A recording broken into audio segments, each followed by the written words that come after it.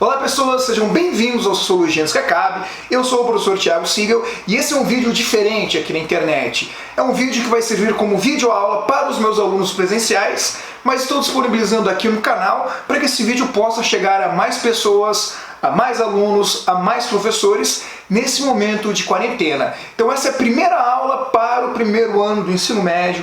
Então se você é estudante do ensino médio, está cursando o primeiro ano, fica ligado nessa aula, que ela é muito importante para vocês nesse momento de quarentena.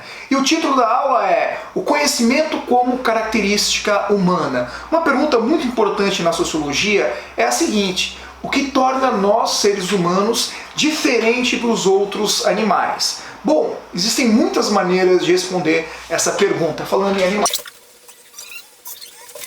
Uma pergunta muito importante na sociologia é: o que torna os seres humanos diferentes dos outros animais? Existem muitas respostas para essas perguntas. A principal delas vai dizer que o ser humano é o único animal racional, o único animal com capacidade de pensar. Bom, se vocês têm um bichinho desse em casa, essa aqui é a Luma, dá um oi pro pessoal lá, Luma, vocês vão saber que os animais de estimação, tanto o gato quanto o cachorro, não são necessariamente animais irracionais. É claro que eles não têm a mesma capacidade cognitiva de nós humanos, mas não é disso que se trata. Eles são também racionais em certa medida.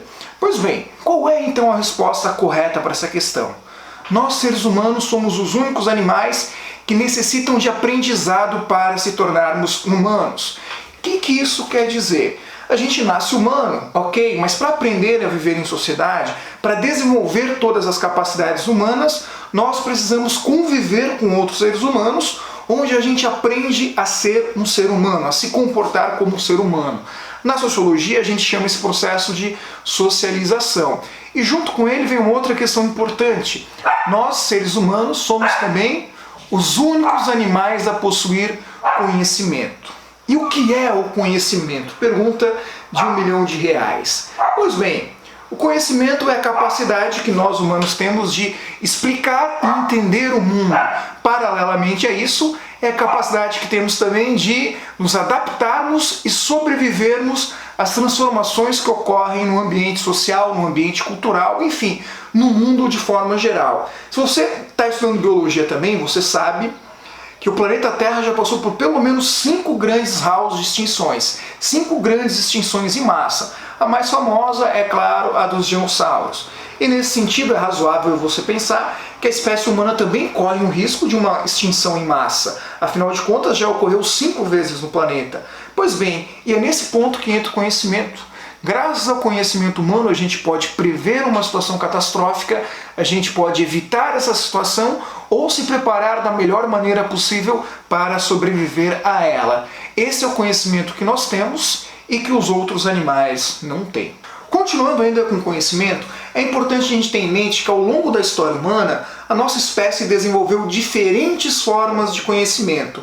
E vamos dar uma ênfase bem legal nessa palavra diferente, porque o professor não está aqui para dizer qual é o conhecimento melhor, qual é o conhecimento pior, qual é o conhecimento mais vantajoso, mas ênfase na palavra diferentes. De um ponto de vista histórico, a gente poderia dizer que a primeira forma de conhecimento humano foi o conhecimento mitológico, originário nos mitos. Os mitos como a primeira forma com que os humanos, há milhares de anos atrás, tentavam explicar o mundo e dar sentido para as coisas da natureza, da vida e tudo mais. Com o passar do tempo, o conhecimento mitológico transformou-se também em conhecimento religioso. E o que é a religião, senão também uma forma de explicar o mundo, de atribuir sentido para o mundo? Mais tarde surgiu a filosofia, o conhecimento filosófico. E a filosofia, através de suas características específicas, também busca explicar aquilo que é o mundo, com ênfase na razão, com ênfase na reflexão. Existe também um tipo de conhecimento que nós chamamos de conhecimento de senso comum, um conhecimento mais vulgar, que se origina nas nossas experiências do cotidiano, das coisas que a gente vê, das coisas que a gente sente e que a gente é capaz de generalizar a partir daquilo. É claro que do ponto de vista científico, o conhecimento de senso comum muitas vezes pode estar errado, porque se baseia nas nossas opiniões, e as opiniões podem sim estar erradas. E por fim vem o conhecimento científico. Do ponto de vista histórico, é o último conhecimento que a humanidade desenvolveu. E o conhecimento científico se diferencia das outras formas de conhecimento por ser o único que enfatiza a ideia de experiência e comprovação das suas afirmações. Por isso, se a gente fosse imaginar todas as formas de conhecimento e atrelar eles a uma palavra-chave, o que nós teríamos? Conhecimento religioso, baseado na ideia de fé, de crença, de acreditar. O conhecimento filosófico, baseado na ideia de reflexão e raciocínio. O conhecimento de senso comum, baseado nas nossas observações do cotidiano. E o conhecimento científico, baseado na comprovação e na realização de um método específico, que é o que nós chamamos de metodologia científica. Aqui no slide, que vocês vão baixar aí também, vocês vão ver que tem ali um esqueminha que eu fiz explicando como é que funciona um método científico. Mas de maneira geral, a metodologia que a ciência opera passa por 4 grandes etapas, ou 5. A observação do fenômeno, ou seja, aquilo que o cientista quer estudar e quer explicar. 2. Elaboração de hipóteses, ou seja, por que tais coisas acontecem. E 3, a comprovação, a experiência, onde o cientista vai realizar as experiências para comprovar ou anular as suas hipóteses. Comprovando as suas hipóteses, a gente vai para o outro momento do desenvolvimento científico, que é o quê? A publicação das ideias e análise pelos pares. Ou seja, tudo aquilo que um cientista descobre, tudo aquilo que um cientista escreve, pesquisa, dá origem a um artigo, dá origem a um produto acadêmico, um produto científico que depois vai ser analisado, avaliado pelos outros pares. Pois bem, gente, vale a pena ressaltar aqui nesse momento que cada uma dessas formas de conhecimento tem um discurso específico, tem uma utilidade específica. Por isso, novamente, enfatizar a ideia de que são conhecimentos diferentes. Nem melhor, nem pior, mas conhecimentos diferentes. E você aí em casa, você aluno, você que vai decidir qual é o conhecimento que tem maior valor para a sua vida. É o científico? É o religioso? É o filosófico? O professor não está aqui para cagar a regra, não. Agora é importante a gente saber diferenciar. Por isso nós vamos para a proposta de atividade. E o que aparece aqui na proposta de atividade? Primeira coisa, eu quero que todos vocês, meus alunos presenciais, tenham caracterização de cada uma dessas formas de conhecimento. Escrevam aí bem bonitinho o que é o conhecimento religioso, o que é o conhecimento filosófico, o que é o conhecimento de senso comum e o que é o conhecimento científico.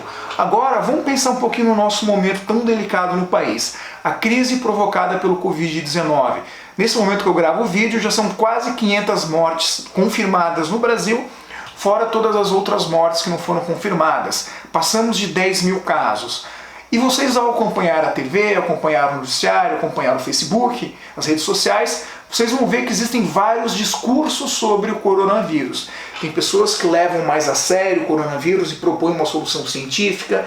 Tem pessoas que acham que o coronavírus é tipo uma gripezinha, um discurso mais voltado para o senso comum. Outras pessoas olham para o coronavírus com um olhar religioso, né?